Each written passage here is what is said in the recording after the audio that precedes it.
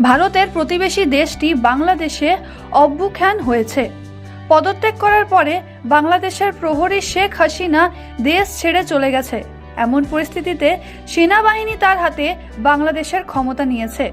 একই সময়ে বাংলাদেশের লোকেরা তাদের নিজস্ব স্বেচ্ছাচারিতা করেছে। বাংলাদেশের রাস্তায় প্রচুর হইচই রয়েছে।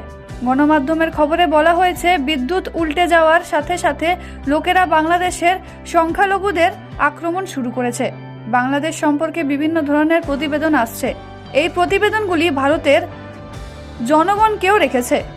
এদিকে সিরিয়াল অনুপমার তারকা রূপালী গাঙ্গুলি বাংলাদেশ নিয়ে মন্তব্য করেছেন। সোশ্যাল মিডিয়ার মাধ্যমে রূপালী গাঙ্গুলি বাংলাদেশের পরিস্থিতি নিয়ে আফসোস প্রকাশ করেছেন। শুধু এটাই নয়, রূপালী গাঙ্গুলি তার অতীতকে স্মরণ করে আবেগময় হয়ে ওঠে।